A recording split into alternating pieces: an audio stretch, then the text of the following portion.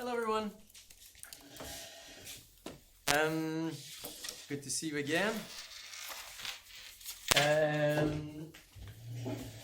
In the last episode, what did we do? Recursively enumerable sets. Yes, a recursively enumerable set was a set for which there exists an enumerator, which was an algorithm which outputs all and only the elements of the set, one after the other, possibly with repetitions, and without particular order. So it could start with a large number to be outputted, and then a smaller one, and it could repeat a number, and eventually it outputs all number of the set. Yeah, that's a recursively enumerable set, or computably enumerable set that I'm going to try and use more. What else? We've seen also decidable sets or computable sets, and these are the ones for which there exists a decider. A decider is basically the characteristic function of the set. It receives a number n, and it's going to do its thing. It's going to compute, and it's going to say yes or no. N is in the set, so it always halts on all input n. We saw that a decider could be transformed or used to build an enumerator, which means that computable sets are computably enumerable. We've seen some examples of computably enumerable sets. We also saw an alternative definition for computably enumerable sets, which were recognizable sets. So a set is recognizable if once I give it a number n, if the number is in the set A, then the recognizer or the partial computable function is gonna halt and say yes, it's in the set. If it's not in the set, it might answer no, it's not in the set, or it might also loop forever with never halting. So this is what the notion of recognizable. And I think we finished last time by showing that a set is computably enumerable if and only if it is recognizable. So these two notions are the same. That's where we were. Any questions on that?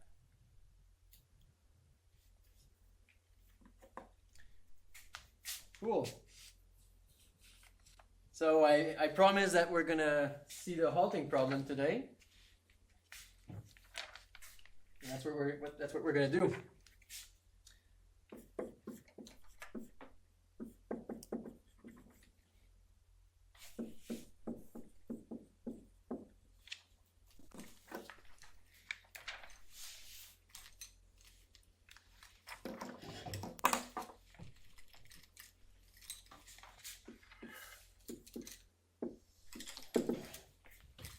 So, start with a definition. The halting set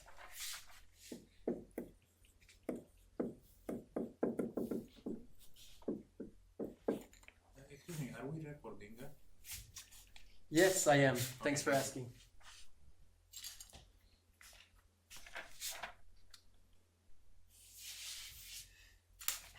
Is defined as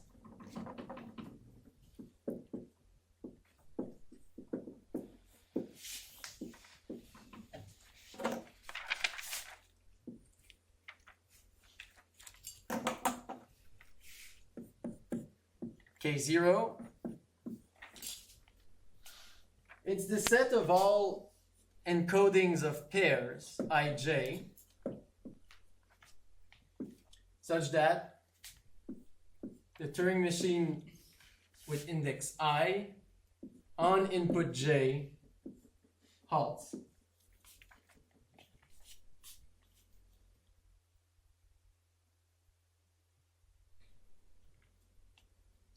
Alternatively, I could have said, just to remind you a bit the notation, I could have written phi I of j, which would have meant the partial recursive function phi I, namely the one that is computed by the Turing machine ti, is defined on input j. It really means the same thing. And the angle brackets are just a tuple? Yes, so I don't think I have been clear in this part of the course, but we have seen before that we can encode tuples into strings, right? So K0 is a subset of n. I can write this down maybe in a different color. It really is a subset of the natural number, not of n cross n. Why? Because each of these things is a natural number. It's just a natural number that we fixed an encoding of a pair, regardless which one. And it needs to be fixed once and for all, so we know which one we're talking about. For example, we've seen that this could be a possible one. I bar j was a possibility. Yeah. You could choose another one, but we fixed some encoding of a pair of natural number into a single natural number. And yeah, it's the set of all such pairs such that, yeah, ti on input j halt.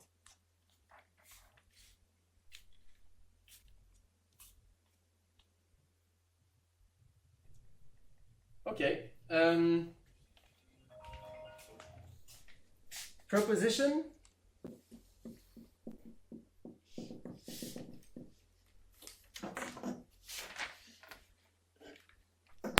K0 is computably enumerable.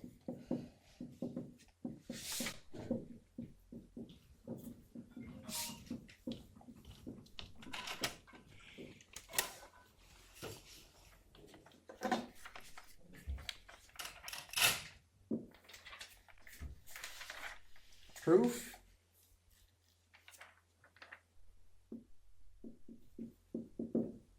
Problem sheet 2.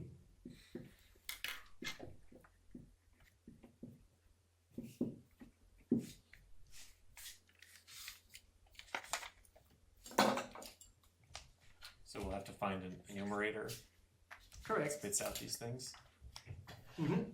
and then prove that it spits out all of them, and that it can't spit out someone who doesn't halt. Exactly. All and only elements of K0 are enumerated by a fixed algorithm. You can have a look at one other set that we have enumerated last time.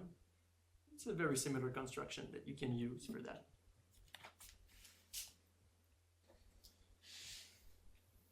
Theorem.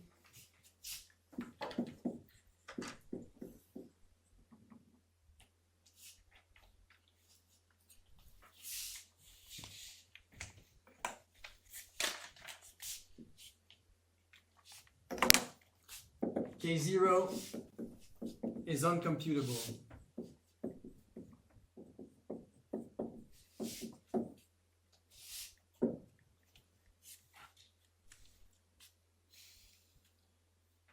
So that is the halting problem. And that is to say that the halting problem is undecidable or uncomputable. What is the halting problem? Well, we could make it a problem by saying, here's the problem. I give you ij, and you tell me if tij halts. Yes or no. It's a decision problem. You have to say yes or no. You have to find a decider. If there exists a decider, a computable decider, a Turing machine which decides it, then I would be writing down K0 is decidable or computable.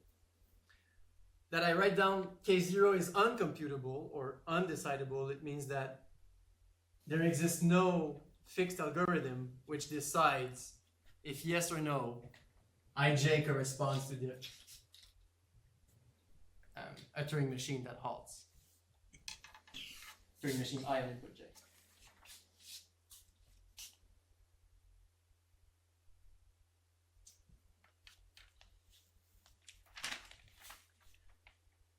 Proof.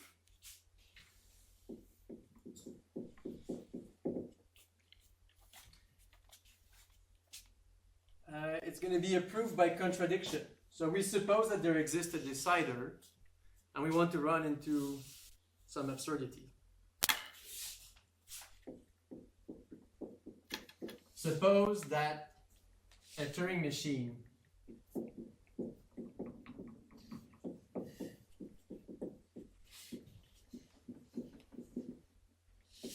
d sub K0 This is the notation that I had been using for deciders. We met for the first time a decider of a set A. I wrote D sub A. Now it's D sub K0. A Turing machine decides K0. Just to recall you the definition, this would mean that D sub K0 on input ij, some encoding of ij, it's a decider, right? So it's either 0 or 1. 1, 0, and it's 1 if, well, ti of j halts, because it's going to say, yes, you've given me a pair or a tuple, an encoding of a tuple that corresponds to a halting machine, or halting computation, I should say, because it's the machine I has the various computations depending on its input. So this computation halts. And 0 otherwise. Ti of j doesn't halt. Suppose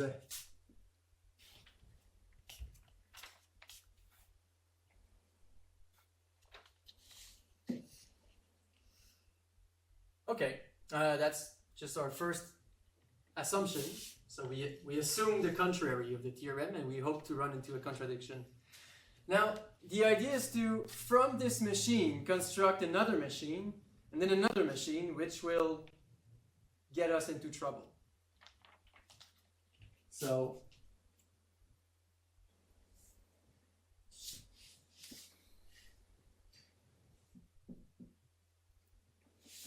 the machine dk0 can be used to construct another machine.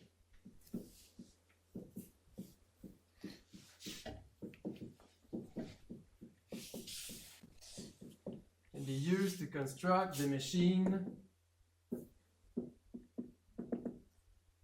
I'll call it delta I, delta of I. It's going to take a single input instead of two. Actually, it always takes a single input, but this machine delta interprets its input as just one number. And then delta is equal to 1 if ti of I halts, and 0 if ti of I loops.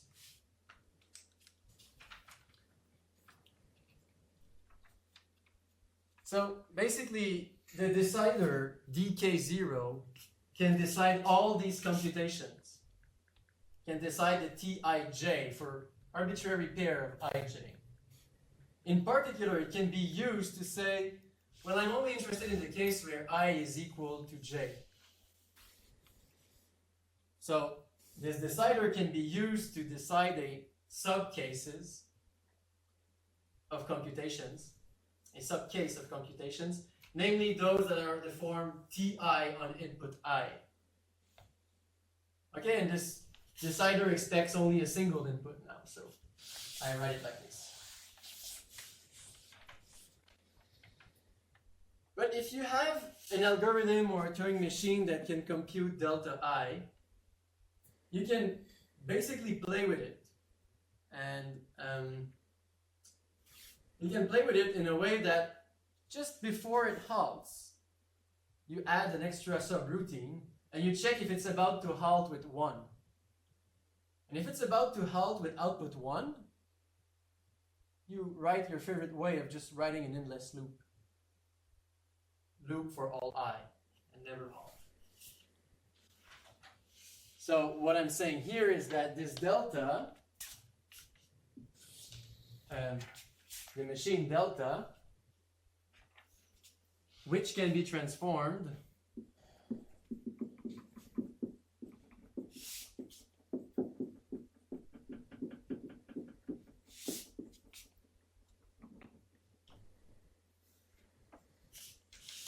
into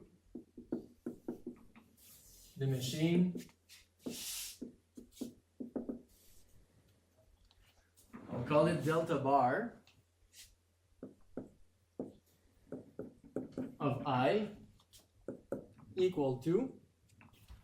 So what have we said? We said we're going to add an extra subroutine. If delta is about to halt with output 1, I program a loop, a random loop. So it's going to loop if ti of I halts. And if the machine delta is about to halt with output 0, I leave it. I'm fine. We're happy with 0 as an output.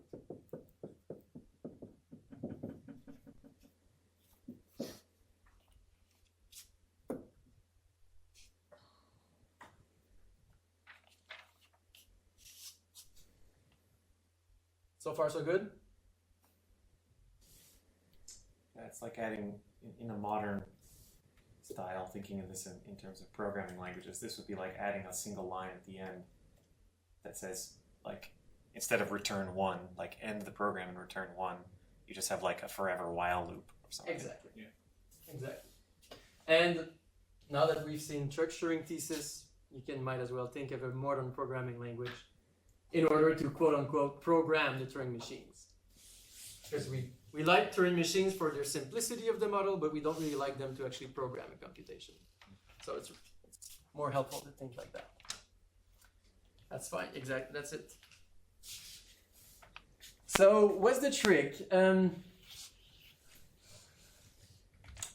We suppose that there's a decider, and so there's this kind of machine, and so there's this kind of machine. And so it's in the list of all our machines. Because we suppose that we can list all the machines. Actually, we have not supposed that. We have showed that.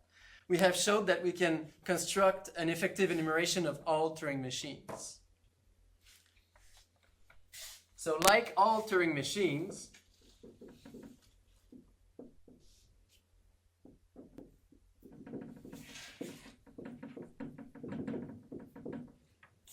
delta bar is in the effective enumeration.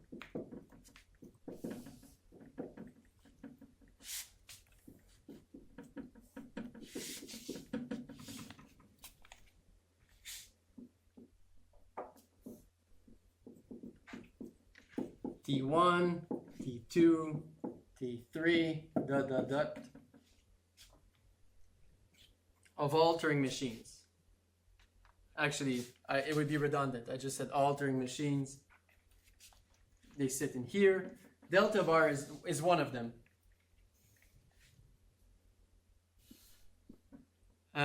So, another way to say this is that delta bar equals T sub delta for some delta.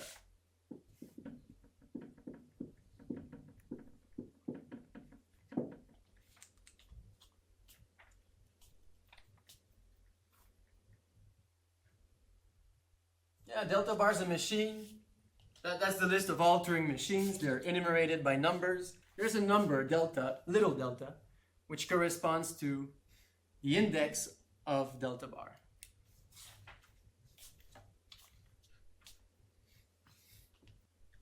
And to arrive at the contradiction, one has to wonder, what does delta bar does on input delta? So I'll ask the question, and we're going to think it out. What does the machine delta bar, what does delta bar do on input delta? Okay, it's a valid input because delta is one natural number, like any other natural number. You know, delta bar expects a natural number. It's going to say, it's going to loop, or it's going to terminate with 0 as an output, depending on the behavior of ti on input I. That's what delta bar, that's how we've constructed delta bar. And now I'm just asking it one more valid question, namely, What's delta bar of delta? And well, let's compute it. Delta bar of delta equals loop if t delta of delta halts, and 0 if t delta of delta loops.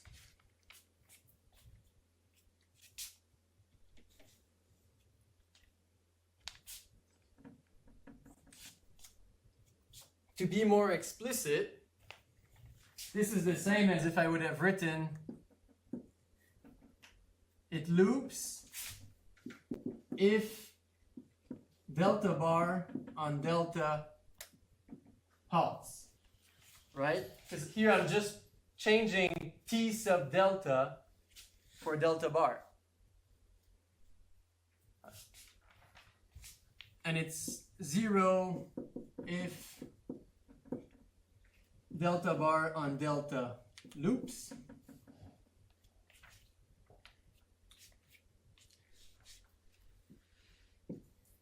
Or, so delta bar on input delta loops if it halts.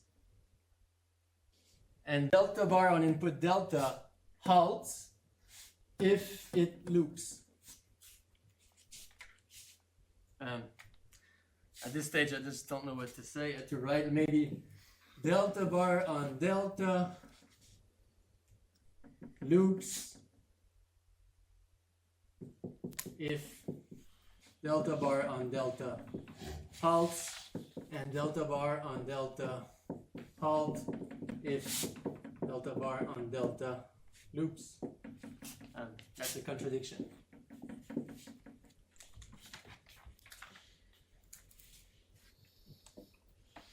Seen that symbol before for contradiction. Oh no? Two arrows. Yeah, what are the common ones? Like the arrow that does like this phi shape and then goes down. Oh, for me it's like a thunder. A At thunder? my university, like an arrow, thunder shaped, something like that. I always just wrote contradiction. Wow. I didn't notice it That's before. effective. I have seen like a reverse T that is never true. That is contradiction. Yeah. Everyone has their own symbol for it. It's gonna be a problem in the problem sheet. Write your own contradiction symbol. Okay, so obviously it's sort of we're building a knot in our brain, but the whole idea is that the whole idea of a proof by contradiction is to reject the original hypotheses. Namely, here we suppose that a Turing machine dk0 decides k0. There's no decider for the set k0.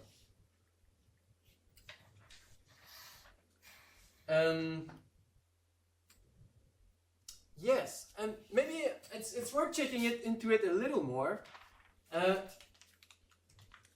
It might not seem clear, but it is a diagonalization argument, just like Cantor's proof that the real numbers are uncountable. Why? Because we are building some diagonal, and we're gonna, run into some problem with here. So let me just maybe write down some stuff. If I have I and j, and so that's my array.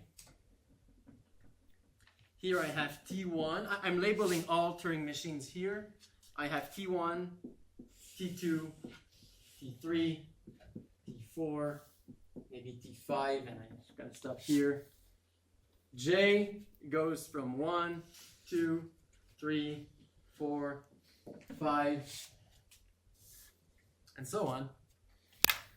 And yeah, I guess so far there's no assumption. We have all the Turing machines, we can enumerate them. We have all the numbers, we can enumerate them. I guess the assumptions come in the fact that, it's decidable, so I can fill up this chart. Let me fill it up somewhat randomly. Suppose that Turing machine number 1 on input 1 gives the number 3. On input 2, it loops. On input 3, it gives the number 3. On input 4, it gives the number 1. On input 5, it loops. And so on. And I'm going to just fill up somewhat randomly this chart. Turing machine 2 does 1, loop, 1, loop, loop. Turing machine 3 does, it finishes with input 2, and then input 2, on input 2, and input 3, say it loops, and here it does input 2, and then loops. 1 loops, 1, 2 loops, and Turing machine 5, I don't know, maybe 7 at some point. It would be good to have different numbers as output.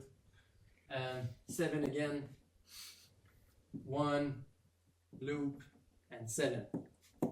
Turing machine 5 likes the number 7.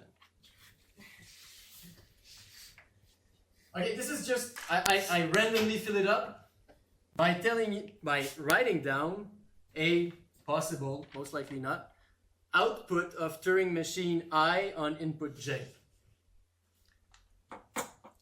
And look at delta. Delta is only interested in the diagonal of this table. So let me put delta's behavior, or the information that are relevant for delta, in red. It's this, this, this, this, this. It's really looking at the diagonal of this table.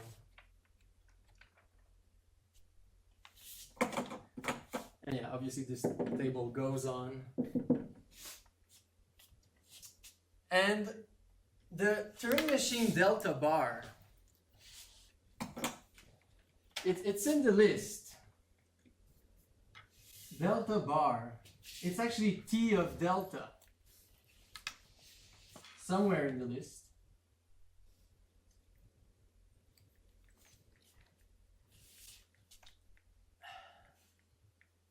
And by construction, delta bar is looping if this one halts, and it's halting to 0 if this one loops.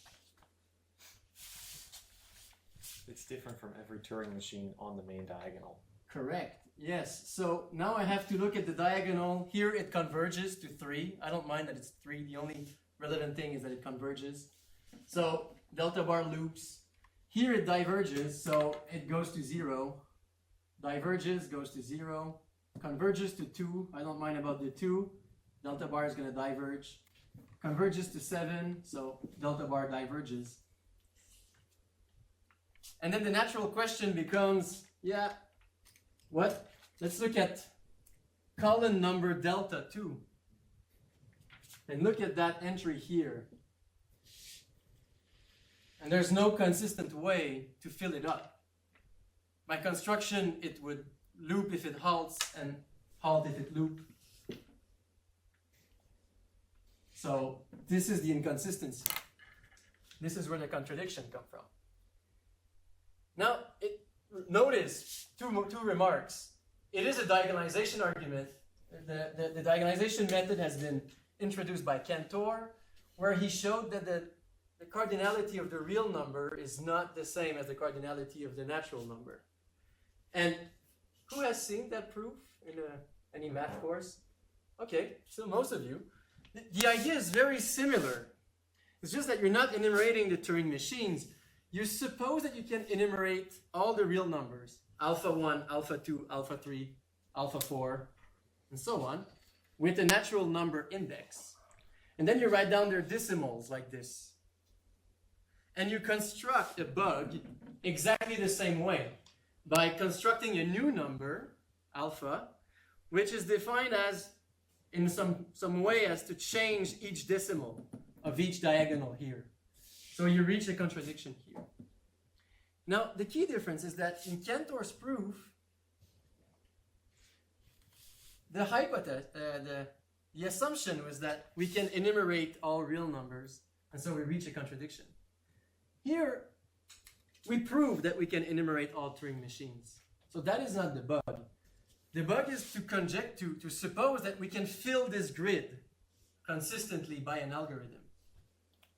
Because by assuming that we can fill up this grid consistently by an algorithm, which decides the halting problem, so it can fill up all this chart, we could construct yet another computable function which would get us in problems. So yeah, it's a cousin of Cantor's proof, but the assumption which gets us in trouble is different. I want to insist it's not the fact that we can enumerate the Turing machines that we can do.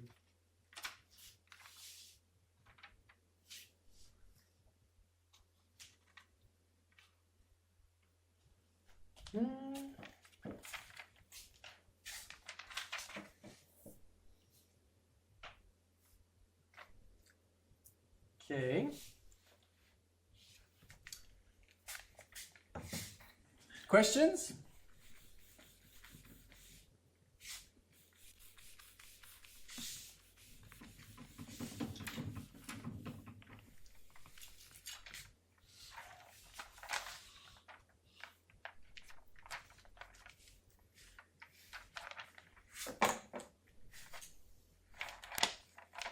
There exists no fixed algorithm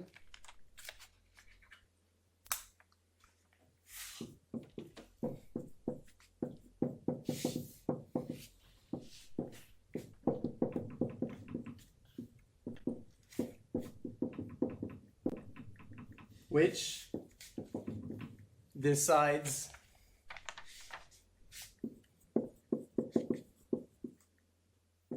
if a given Turing machine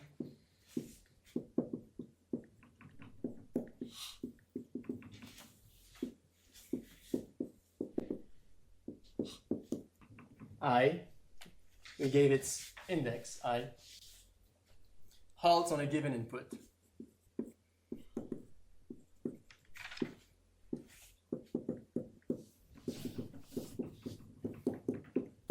J.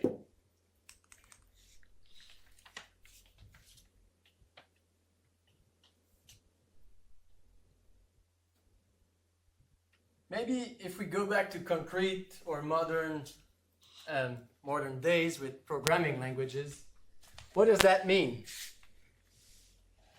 You cannot hope to write a Python program which is going to take another Python program and an input and declare if yes or no this program is going to loop forever or halt.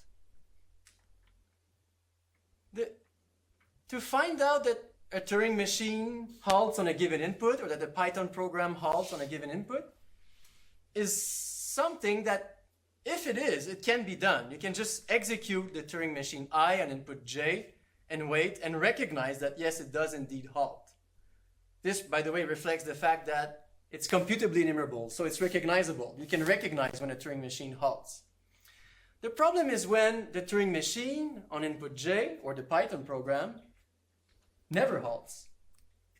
Running it is not a good idea to certify that it's going to halt, because you're going to wait for the age of the universe. Most likely, sadly, we'll pass away at some point, and we cannot testify that it has halted. So we need to find another way. And then you could say, oh, if you think of modern programming languages, maybe you can look at the code or look at the structure, which boils down here to look at the structure of the Turing machine and its rules, and to say, oh, well, I see that there's an embedded loop, and this will make the Turing machine never halt. Fine. In some specific cases, you will be able to recognize that. But what the halting problem tells us is that the ways by which an algorithm may loop can get ever more convoluted. It can be a very, very, very fancy mechanism such that it doesn't fit into a finite algorithm to be able to recognize all possible ways in which another algorithm can loop. That's the generic idea behind the fact that we cannot recognize when Turing machine loop.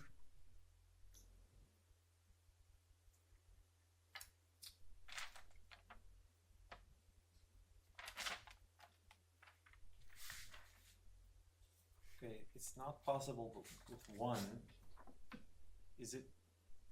Maybe it's possible with a finite collection of them? Like maybe I can't have one that covers everyone? But what if I have like 10 Turing machines and that they're somehow covering each other's weaknesses? That like the ones where this one doesn't halt, this one does? Thing like that? Those 10 Turing machines, you can see them then as subroutines for a... One giant Turing machine? Mhm. The purification theorem for Turing machines? Well, I've been using those, no? Sometimes I've invoked constructions of algorithms, well, like here, basically, where you invoke this as a subroutine for this, or you modify the Turing machine in such a way. Okay. If you think that 10 Turing machines can be used to collectively solve the halting problem, well then, embed them into one larger algorithm, which uses them exactly the way you would have used those 10s. And that just gives you a single algorithm, and we've ruled that out.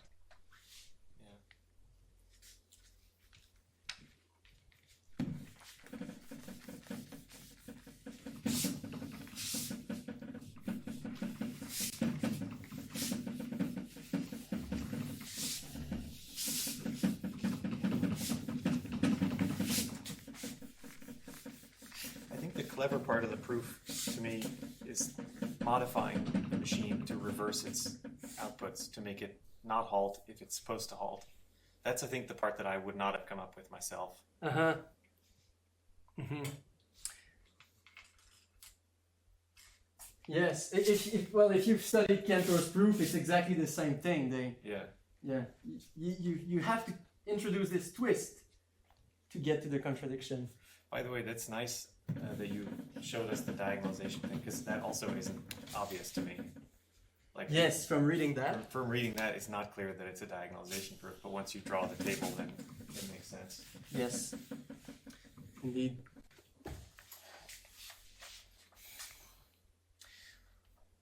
Excuse me, only one thing. We are use the input is always finite. Yes. Okay. Yeah.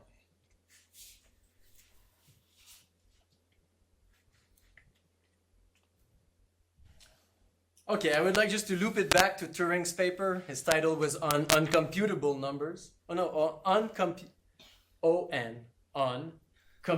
numbers. And application 2.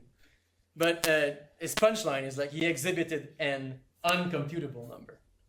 A number which is a real number, it's well defined, yet no algorithm can get there. And I think like this problem has like traditions in mathematics. People were wondering, because once you start to find the trick that you can enumerate the fractions, you're like, well, there's a lot of fractions, but they can be put into bijections with the natural numbers. And you can go, well, they have numbers like square root of 2, which is not a fraction. These are called algebraic numbers because they're the solution of a polynomial. But then you can also realize that by enumerating the polynomials, you can also enumerate all the algebraic numbers. And if you want, you can just add pi to that. So you just add one more. You're not changing the enumeration. So all the numbers that we tend to work in mathematics seem at the end of the day to be enumeratable by a certain thing. And the power of Turing's construction is that, square root of 2 is a computable number. There's an algorithm for it by giving the polynomial, for example, or any other algebraic number can be defined as find the 17th root of that polynomial, and then there'll be an algorithm to converge to the decimals, and so it's going to give computable numbers. As I said, pi is a computable number, e is a computable number. So like, whoa, it seems like all real numbers are computable numbers, but obviously not. There's uncountably many reals, and there's only countably many Turing machines. So countably many computable numbers. I guess the punchline of Turing was to make an uncomputable number. The modern way of presenting Turing's problem is this one, but yet let me just write it down. The halting set K0 can be embedded into a real number.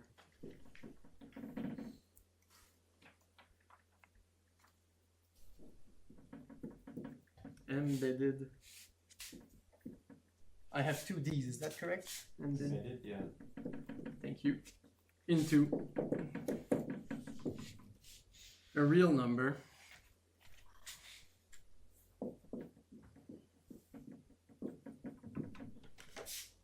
chi, and it's basically the characteristic function of k0. So chi is a real number. It has bits or decimals, regardless how you view it. Let me just 0 point. Let's say it's bits. I write it down in binary. Chi1, chi2, chi3, ... Where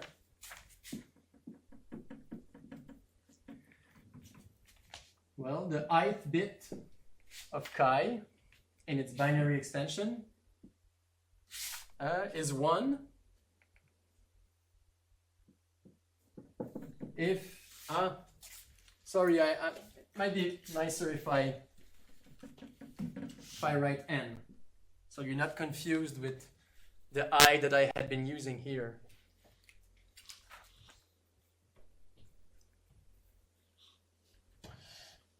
Yeah, chi, the nth bit is equal to 1 if n is in k0,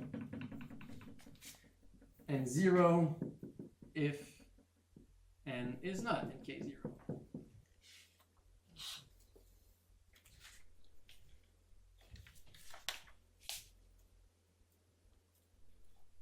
So by writing n instead of the pair ij, I'm sort of reminding you that n is the encoding of the pair ij. It's a single number, but it encodes the pair. Okay, basically chi n is like the characteristic function of this, of the set k0. And chi, if you want, chi is Turing's uncomputable number.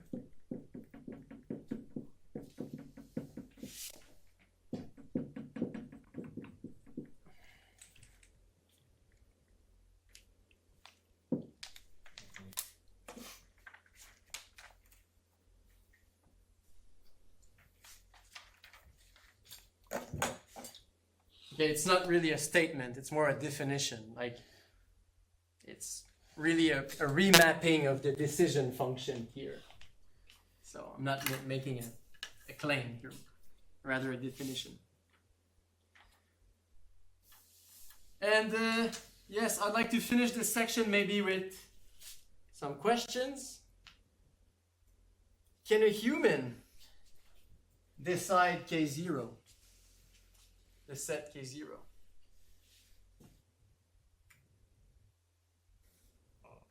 Not all of it.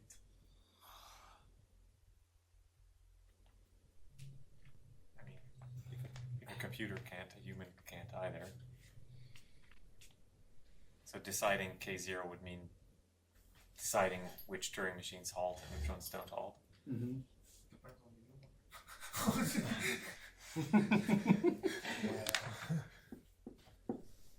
Can a human decide k0? A part of k0, yes, I think. All k0, I'm not sure. So it should be provably undecidable, right? If you could, you disprove church Turing thesis, right? Yeah, it would be. You have found, I mean, assuming what we're doing is computation. Yes. It is in tension with Church-Turing's thesis, because remember when I motivated, especially Turing's take on the Church-Turing thesis was that he was motivated to grasp into his model what a mathematician can do with pen and paper and finite marks on stripes of squares and so on. So yes, I guess this question here is sort of re-putting the Church-Turing thesis forward. I know some people think human can, so I'm not going to take a definitive statement. I obviously have an opinion about it, but I'm just going to leave it as a question. Can a human decide k0, or, now that we've written down, alternatively or equivalently,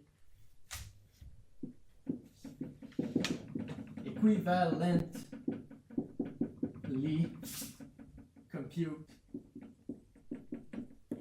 the number chi?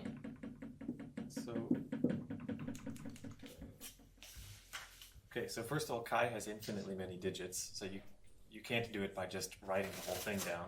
So in order to do this, a person would need to give some kind of algorithm, a rule for saying the nth digit of this number is calculated by this formula or something. Correct. But if you had that formula, then that would mean that it's computable. So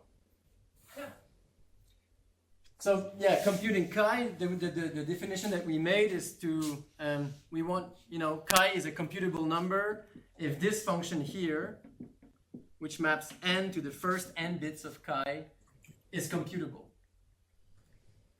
So, like, really, I'm just using computable numbers to say that, oh yeah, we can speak of functions, we can speak of numbers, it's all the same.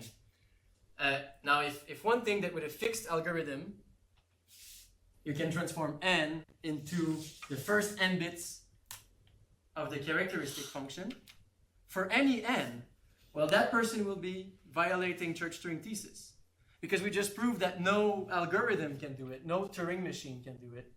And then one could say, oh yeah, but I'm a clever mathematician, I could do it. Speaking of mathematics, we're gonna pursue this question with, can pure mathematics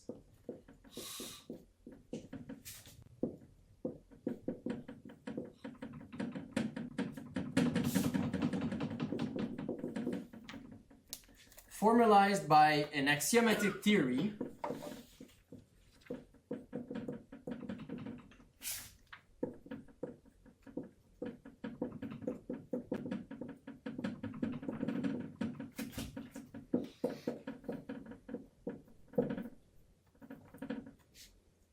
decide K0.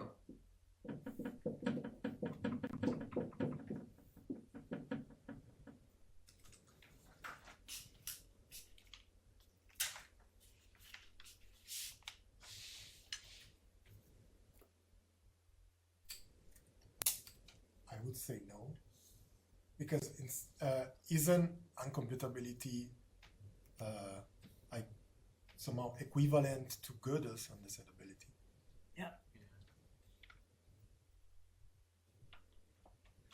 Yeah, if you remember well, in my first lecture, I motivated part of the course as understanding in a more clear fashion what incompleteness is about. Gödel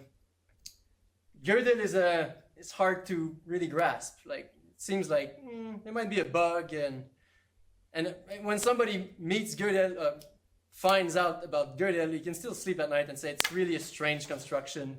Maybe it doesn't occur a lot in mathematics. Once we reach Turing's uncomputability, as we will see after the break, incompleteness crops up again in a more decisive manner.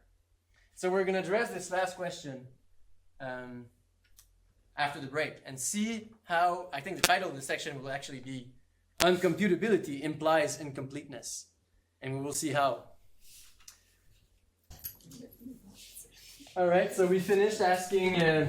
what about formal axiomatic theories? What about pure mathematics?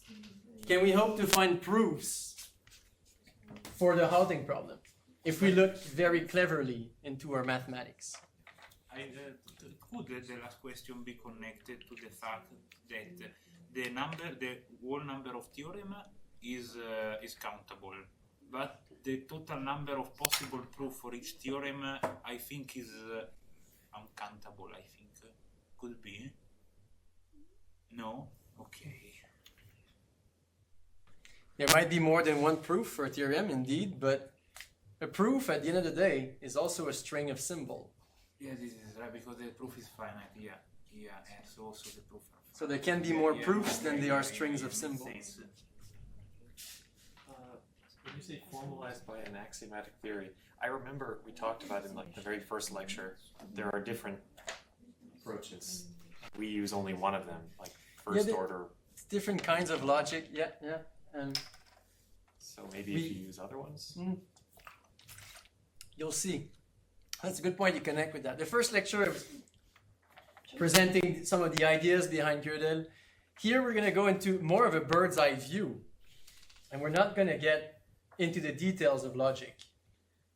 But we're really going to use the tools of theoretic computer science to cast what is a formal axiomatic system in the Hilbert's view. and use that to argue that we cannot hope to find general proofs for the halting status of Turing machines either. That's the plan for this lecture. Let me go slowly. So yeah, as a section, maybe we can write uncomputability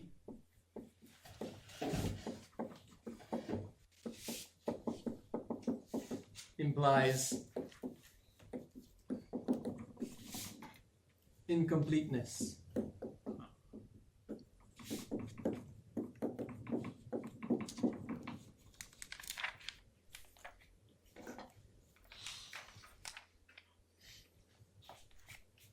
So first, I should spend some. We should define properly what is a formal axiomatic system. And as I said, I'm not going to try to define a formal axiomatic system via particular cases of logic or of second order logic, all the things that in fact I don't really know about. We're going to view formal axiomatic systems from above, like, oh, this is the general framework in which all formal axiomatic systems fit. So a formal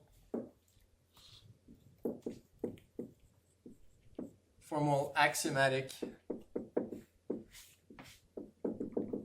in fact, let me use formal axiomatic theory, FAT,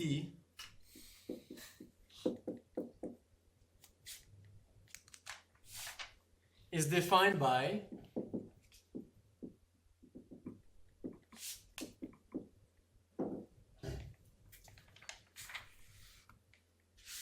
an alphabet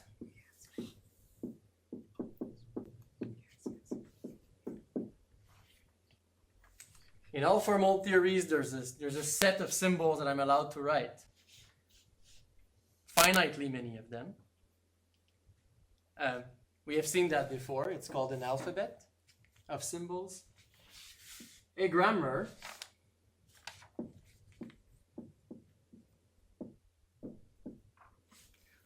the grammar embeds very basic rules about the syntax. For example, things like if you have parentheses in your alphabet, well, then you'll need as many opening parentheses as you need closing parentheses. Otherwise, if you just write open parenthesis, open parenthesis, open parenthesis, it's nonsense. It's not a syntactically correct word that you can build from concatenating symbols of the alphabet. A set of axioms.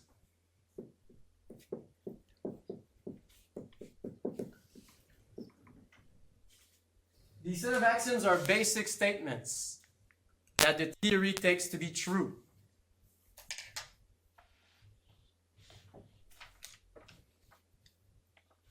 A set of rules of inference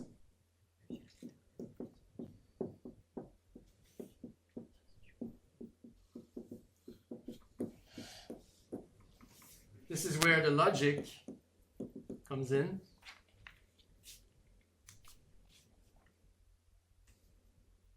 The set of rules of inference tells you things like, oh, if you have that statement and that statement, then you can build also that statement.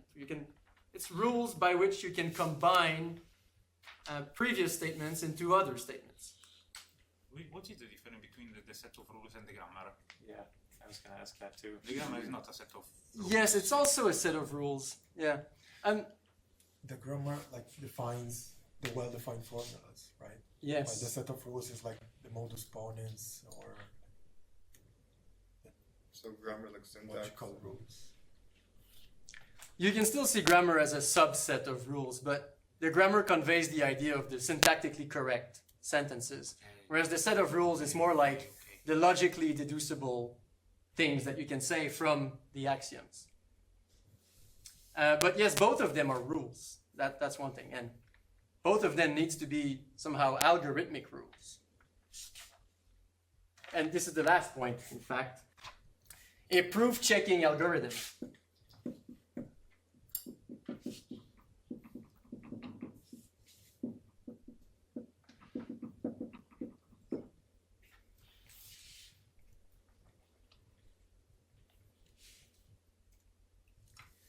The proof-checking algorithm is in Hilbert's spirit. if he actually said that, or if I read that someone says that this is Hilbert's idea.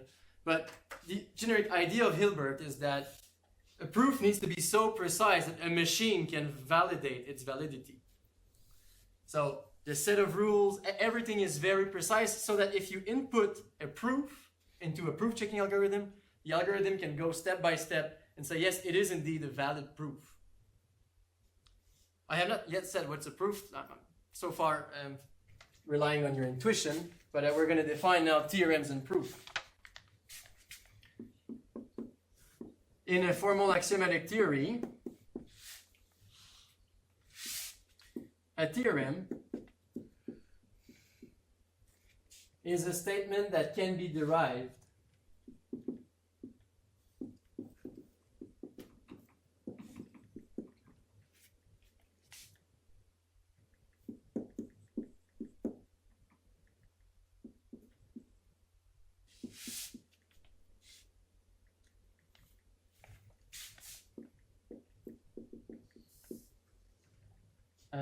from the axioms and the rules of inference.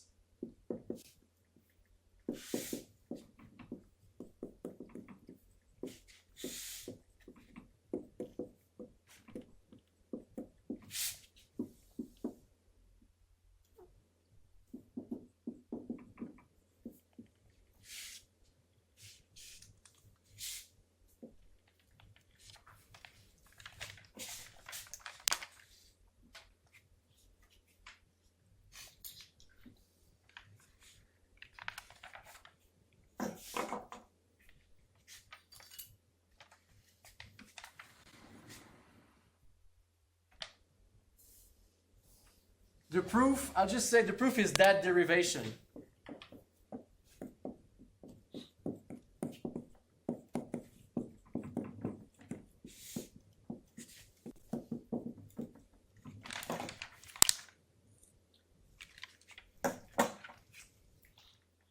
So basically the proof is writing down all the steps of the computation that was required to start from the axioms, some of the axioms, apply some rules, and then apply rules again, and then invoke another axiom, apply rules, and then combine what we have, then apply rules, and eventually we have a statement, the theorem. And the list of computational steps that were required, that's the proof in the formal axiomatic systems. Obviously, when we do proofs, you and me, we sort of involve a much higher level language. We're much more ambiguous. But that is a formal axiomatic theory. It needs to be extremely precise so that there's a proof checking algorithm. It can go line by line and say, oh yeah, that was authorized by the rules. Yeah, that was authorized by the rules. Yes, yes, yes, yes, yes, yes. Indeed, the theorem is proven. The proof checking algorithm witnesses that the pathway from the axioms to the statement, to the theorem, was a valid one.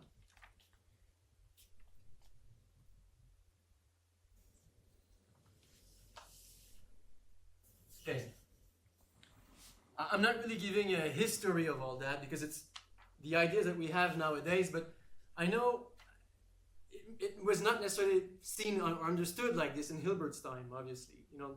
All this, to even write down a proof-checking algorithm and we know what we're talking about. I'm implying already Turing's notion of calculability and more modern things. But I know Emil Post put his finger on something, like that this formalization of formal axiomatic theories implies that the theorems are computably enumerable. We will see why. Let me just write it down. They're defining properties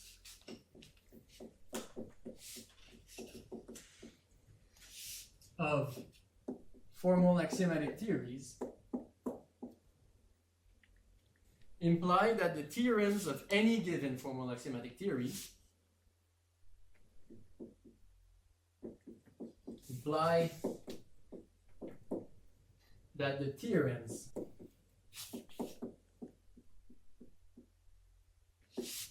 of any given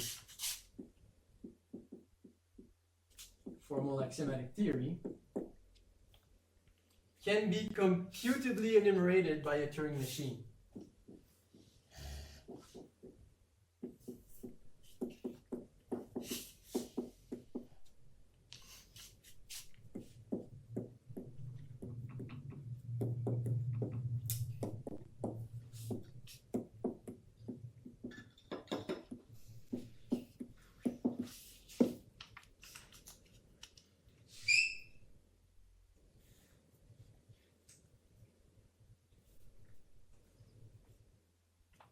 Before explaining further, I'm going to write again a little more. Such a Turing machine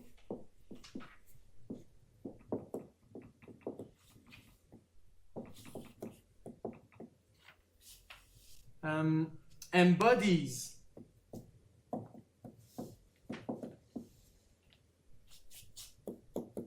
the formal axiomatic theory inside its control.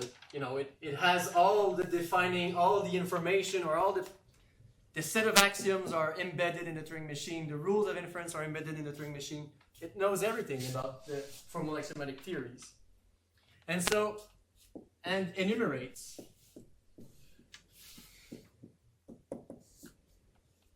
one by one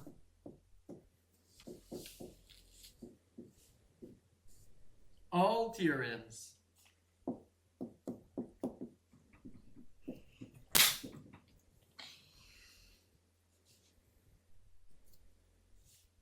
and we've seen that an enumerator for a set. Now we have a set of things. It's a set of theorems. It's a subset of the alphabet star, right? The alphabet star would be all possible finite statements that I can make with my alphabet.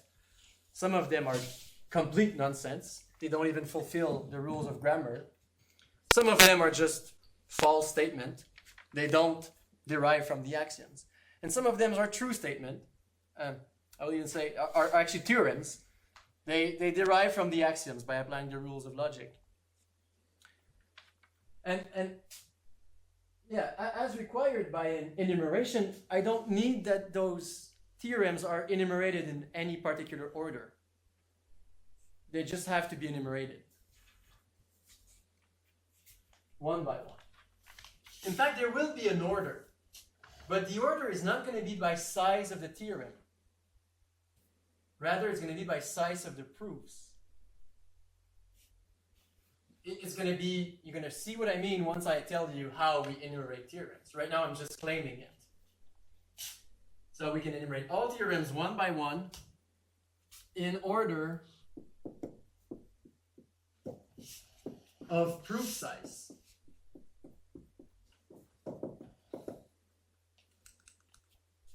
I'm going to insist not in order of theorem size.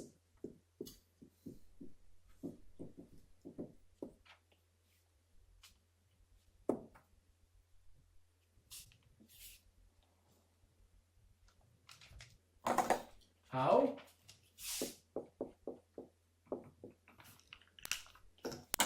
Two ways that this can be done. So yeah, this connects with last course because we have a problem. We want to show that some set is recursively enumerable or computably enumerable.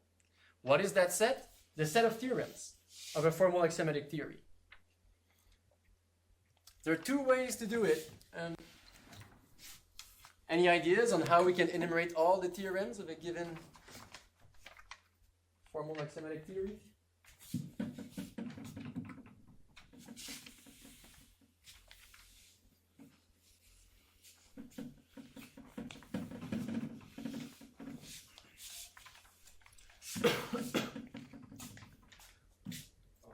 Can't you just start constructing strings from your alphabet and checking basically if it's like a valid statement, if it satisfies the grammar and the rules of influence and stuff, then it's a theorem? Yeah, this is my most favorite one because it's almost ridiculous. Yeah, okay, it was my number 2, but let's switch it. Yeah, it's a good one. Do you also need to check that the proof can be constructed for this theorem? during enumeration. Yeah, I included that as a defining property of the formal axiomatic theory. We need a proof-checking algorithm. So you're generating a theorem and a proof? Oh, no, okay. I'm generating proofs only. I'm generating strings of the alphabet.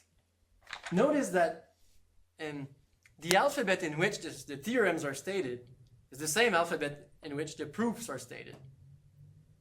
So I'm generating strings, and I hope that the string that I have generated is a valid proof of something. I don't yet know what.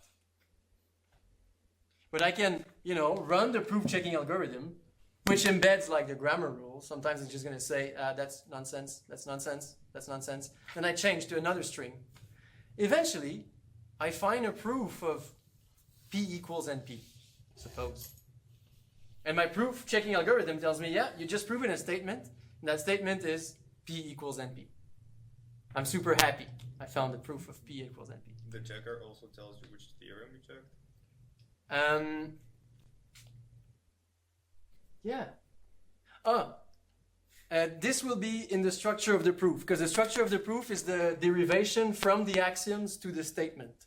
So it's sort of implied that in the proof, at the end of the day, I can read out what statement have I just proven.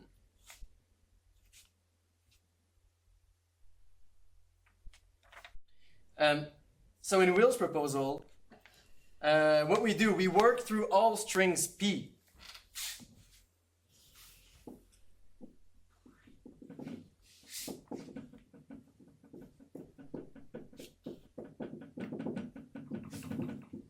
Working through all strings P of the alphabet.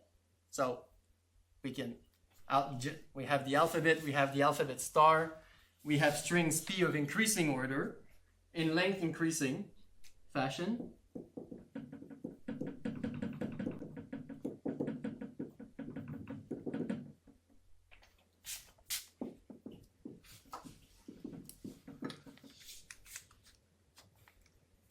Verify if P is a proof of some statement.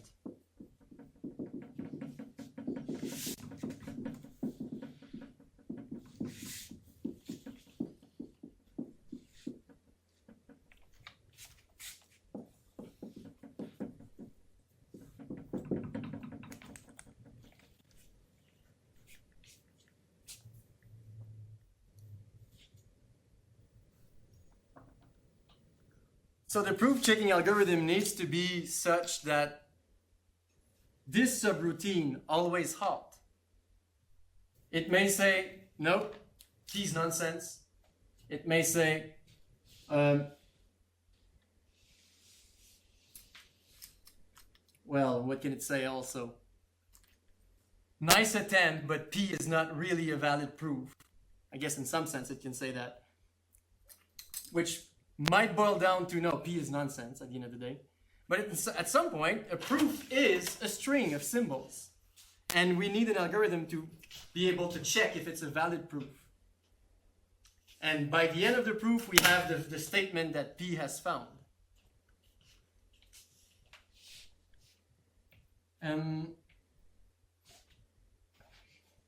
Yeah, now at this point, if yes, output the statement.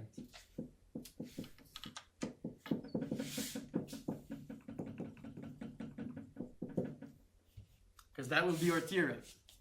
If it's useful, you can also output the proof. So you have the statement and the proof. You have a theorem that has been outputted. And then you change P for the next string in lexicographic ordering.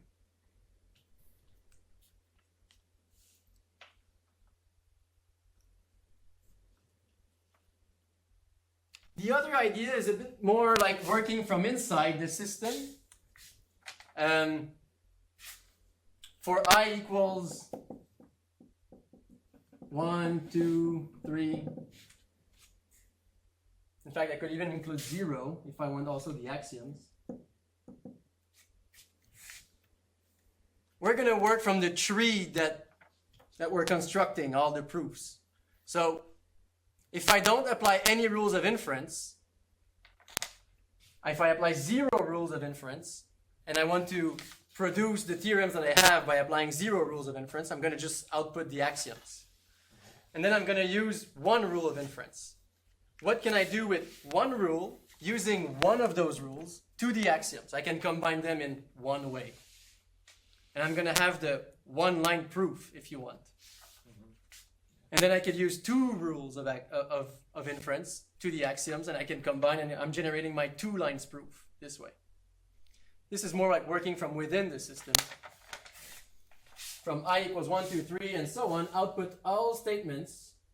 This is like a smarter and more efficient way, but more complicated to do. Yeah. Number 1 is like the ultimate dumb way. You just.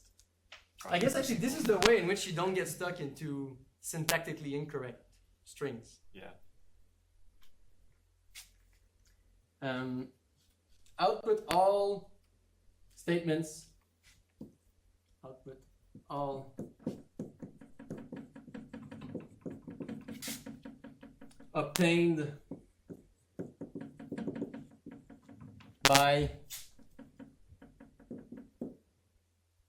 I applications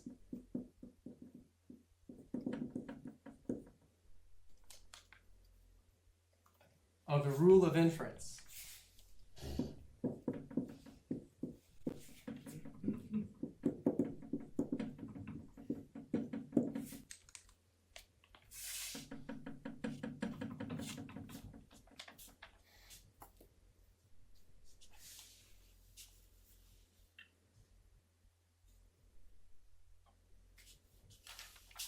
And so yeah, these are ways in which, and as I say, like we're really working from a bird's eye view. The generic idea of Hilbert was that there's a proof checking algorithm. We can say whether or not a given string is a valid proof. We can decide that. So using that as a decider, I either generate all possible strings of the alphabet and decide if it's a proof or not. Whenever the decider says yes, oh, it's a proof of what, I output that statement. Or I work from within the system and I output all 1-line proofs, all 2-line proofs, all 3-line proofs. I say one-line proofs as if each line is applying 1 rule of inference. In modern term, maybe we can just say that a formal axiomatic theory is a computably enumerable set of mathematical assertions.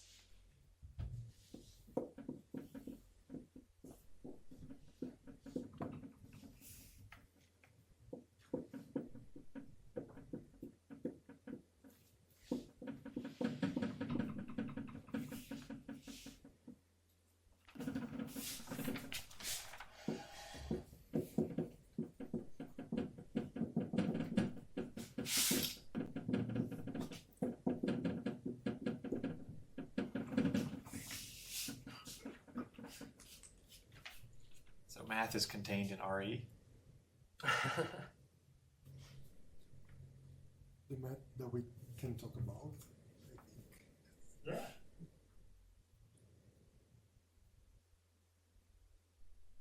Yeah, it's a good point. I mean, I philosophize sometimes about it. And what is math? Because, there are uncountably many functions from n to n. Most of them I can't talk about them. So, let alone prove a statement about them. The statement that we prove boils down to symbolic manipulations. It's marks that we write on a piece of paper, and then we read that, and then we write something else, and eventually we write QED, or whatever is your favorite symbol of contradiction just before. Does it make sense to enumerate the theorems in order of speed of convergence of the algorithm for proof checking? I think that both of these boil down to that. Remark that they both of these enumerate the theorems by proof size. So speed of convergence, I guess, of the algorithm checking. Because, how do you see that then? How do you see speed of convergence of the algorithm checking? I don't know, it's just a random question. Yeah, but it seems like if you have, it's going to be related with the length of the proof. The proof is sort of a witness of the computation. You do this, and then you do this, and then. And yeah, also here, you're applying only one rule of inference first, and then two rules of inference. How can I combine the statements with two rules of inference? And then three. So also this boils down to speed of the proof.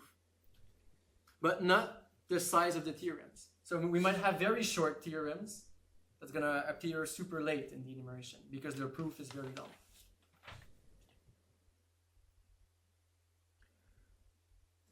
Okay, I think I'm going to go again upstairs for the rest. Are there any questions?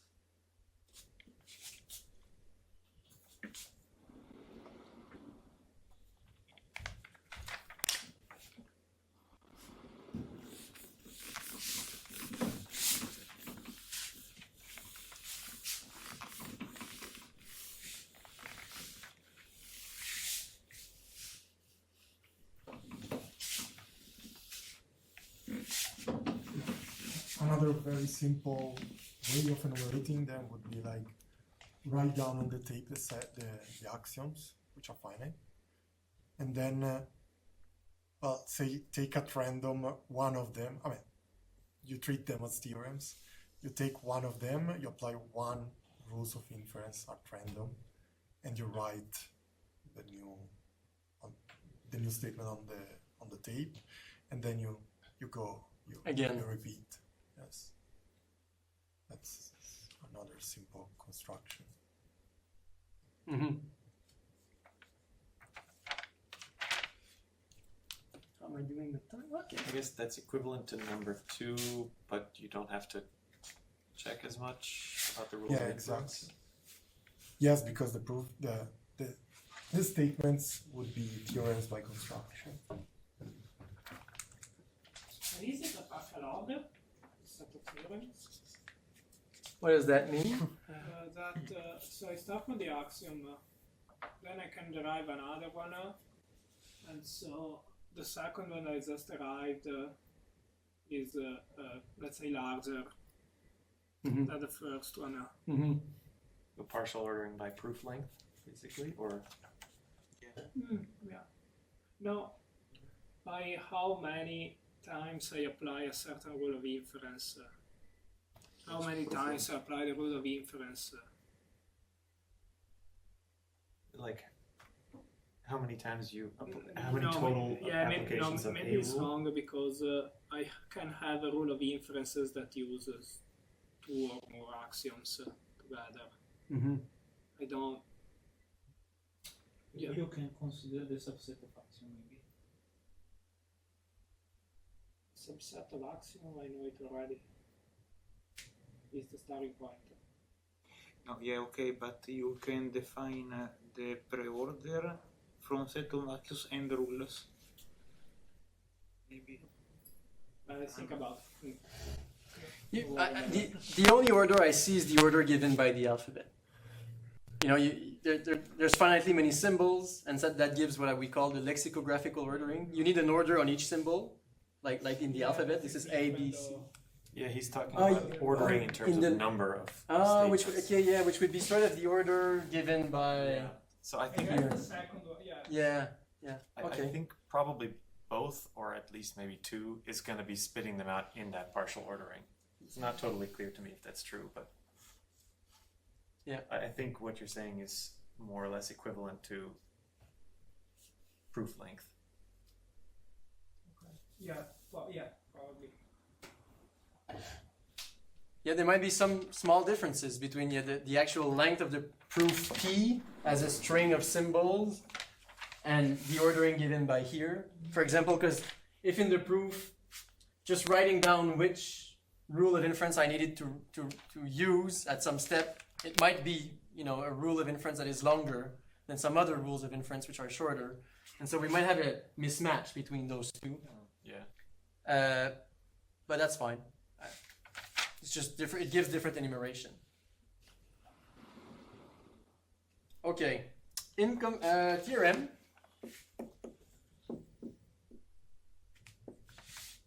I call it incompleteness à la Turing. What's the number of this theorem?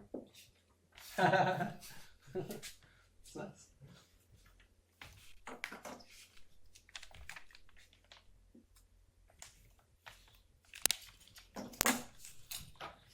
For all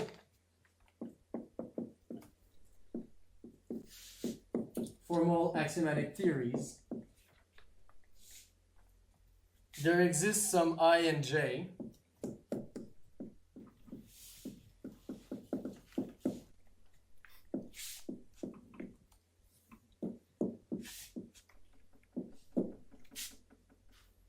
for which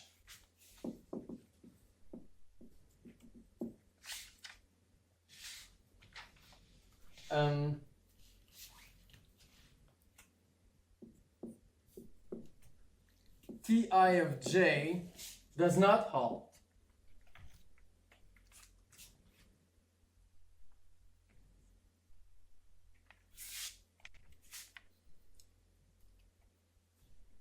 I phrase it this way, is true, like it really is the case that Turing machine number I on input j does not halt, and unprovable.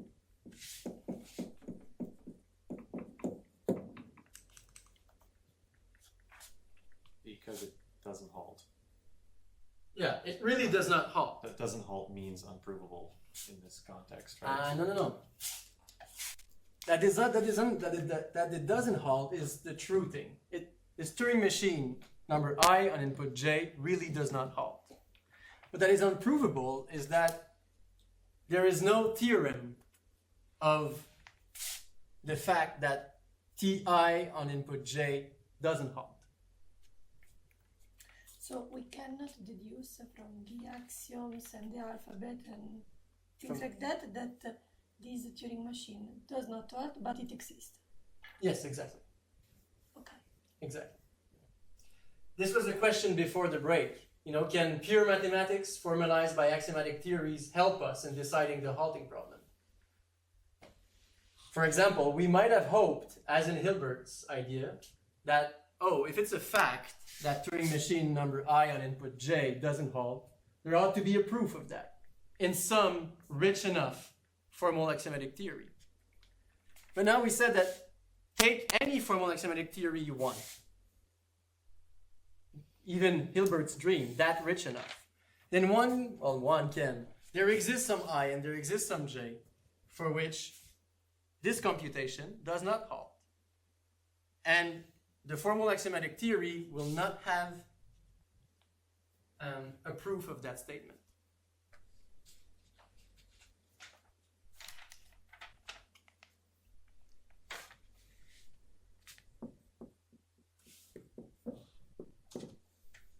By contradiction,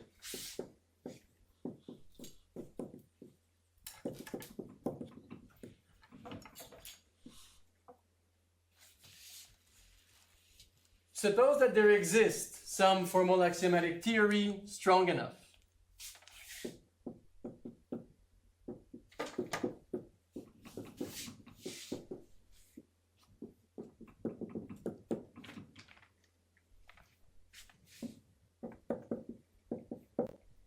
I'm going to call it T. So by strong enough, I mean in which for all pairs ij such that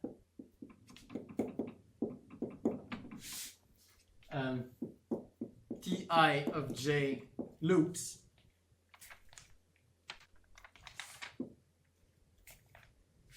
it can be proven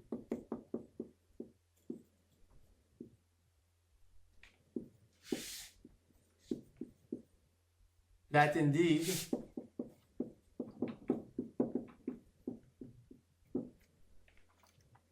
Ti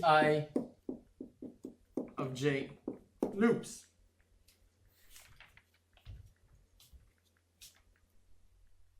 Okay, so the first sentence that I have written down is the contradiction.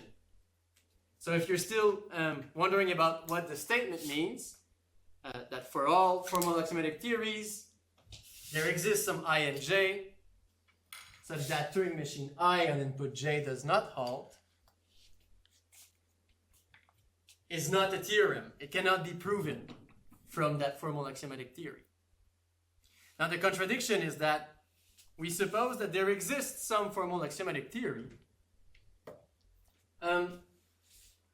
which can uniformly prove the looping status of all computations of the form Tij.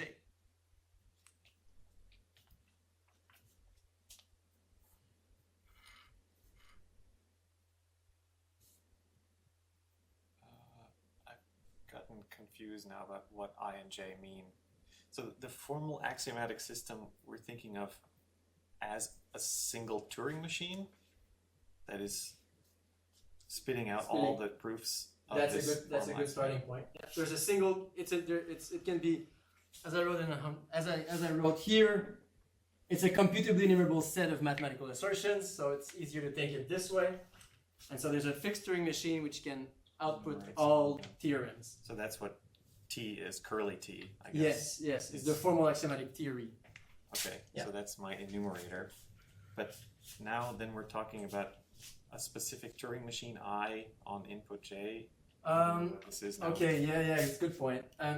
There exists some I and J here, whereas here I'm quantifying for all I and J. So What does Turing machine I in formal axiomatic theory T mean?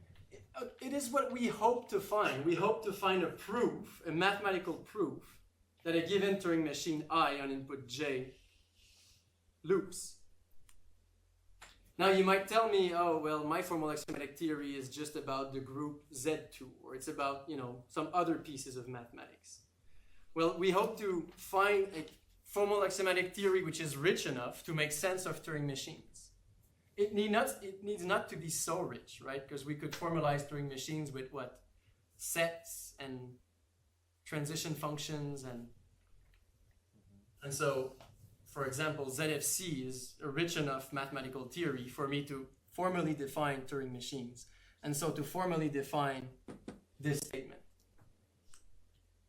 Now what I hope is to find a formal theory, again in Hilbert's spirit, a formal theory which is so strong that it's going to say, oh yeah, Turing machine I on input J loops, and here's a proof of it. Yeah, I'm having trouble wrapping my head around.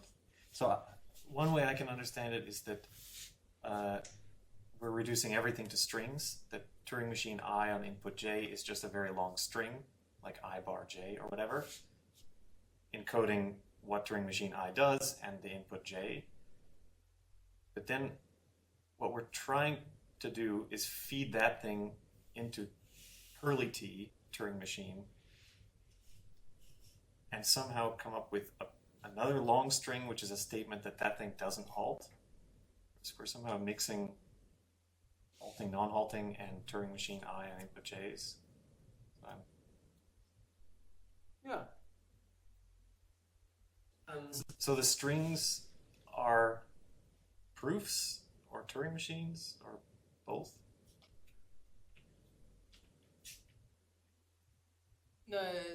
Which strings? The strings that I'm going to be inputting into, well, maybe outputting actually from curly T. So curly T is a numerator that spits out proofs. Yeah, correct. We spit out the theorems of the formal axiomatic theory. Now the theorems are what I hope to find. The problem was, I said that there could be easy ways in which we could implement a loop in a program, and I could recognize that and say, oh yeah, that program will never halt. Then when we saw the halting problem, I said, yeah, the problem is that there could be ever more convoluted ways in which a program can never halt. Yeah, a program can loop, never halt. And so, can we hope for a single formal axiomatic theory which says, no, I've got them all. I can spit out theorems, and you're going to read theorems. You're going to read a theorem. Oh yeah, that theorem is about algebraic geometry, not about Turing machines. That theorem is about prime numbers, not really about Turing machines. Oh yeah, that theorem is, once I decode it, it really is a proof that Turing machine number 17 loops on input 50. Okay, so that the axioms are somehow rich enough that I can put together enough symbols to start talking about complicated things like Turing machines and inputs to Turing machines. Yes, yes, Okay. correct. Yeah. This statement has to make sense in your theory. Okay. Okay? And I'm basically assuming that there's a way in which it can make sense. It's obviously going to depend on what theory we're having. But the reason why I'm assuming it can have sense is that I could explain to you, with using rudimentary notations of sets, what is a Turing machine. It's given by transition rules, which are a mapping from this set to this set. And so, yeah, a formal axiomatic theory can be rich enough to formalize statements like this. Okay. I'm already past the time, but do you let me go again? Yeah, Yeah, we're going to get there, yeah. finish That's the super long. Where were we? Okay. Yeah. I suppose the contradiction. Now, a decider for the halting problem can be built.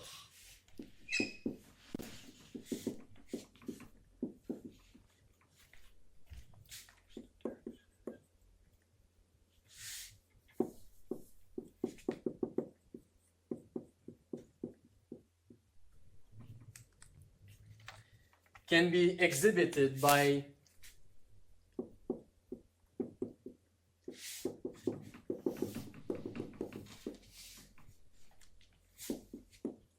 executing two computations in parallel.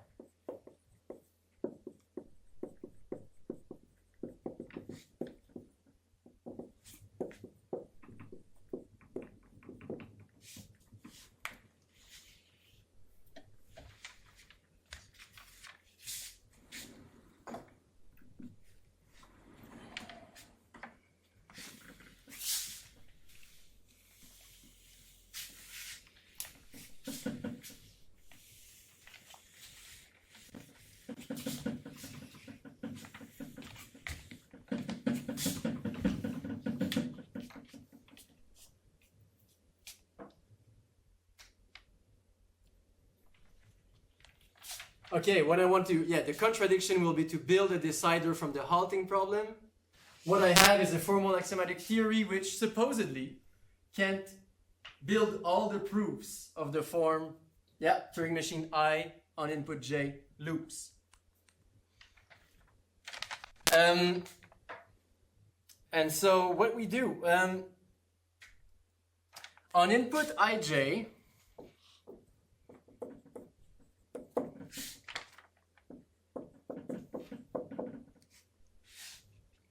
we want to execute two different computations in parallel. The way to do that is to say for t equals 1, 2, 3, and so on, a first computation will be for t steps,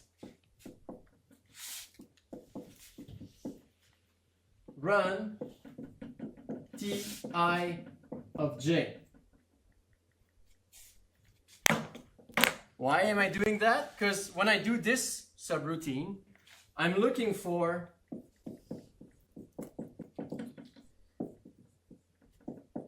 ti of j halts.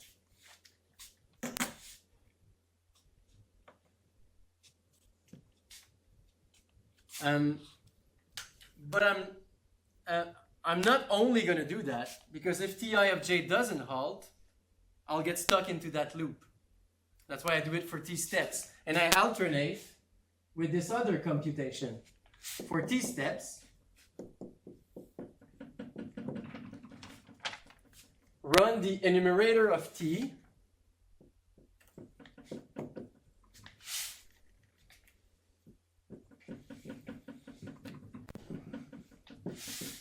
of curl t, the formal axiomatic theory math-cal t, if you want. And the idea here is that I'm looking for a proof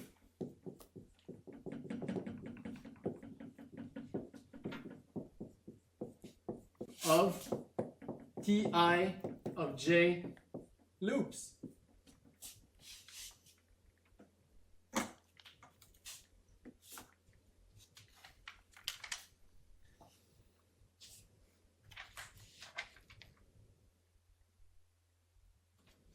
Now, one of these computations has to halt. Like, on input ij, I'm building a decider. You know, the decider has an input ij, it has to say yes or no. Turing machine I halt on input j. Well, either Turing machine I on input j really does halt, in which case the subroutine number 1 will come into a halt, and I'll be able to say, oh yes, Ti of j does halt. Or Ti of j does not halt, but my supposedly all-powerful formal axiomatic system will spit a proof of that, and I'll have a mathematical proof which will convince me, yep, it doesn't halt. I found a loop in this way, and via whatever piece of my formal axiomatic theory, this testifies that the Turing machine I on input j does not halt. And so I can decide the halting problem. Just to be complete, one of these two computations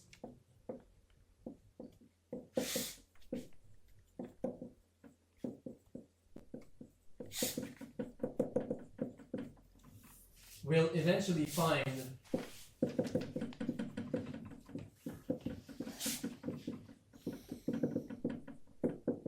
the halting status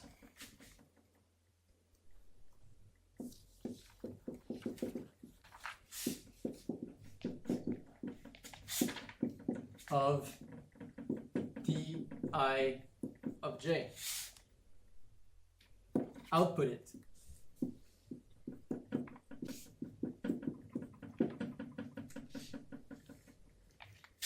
But no such decider can exist.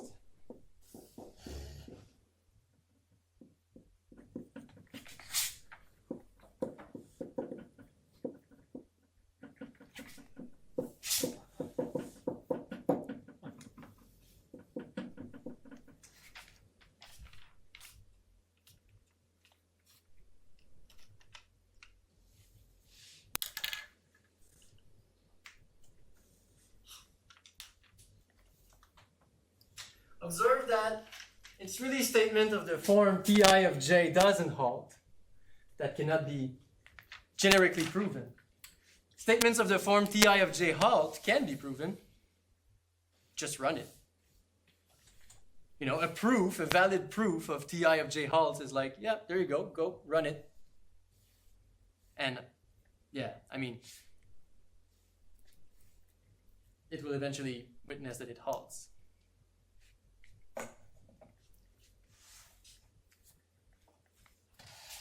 That's it. I'm over time. Thanks for your patience.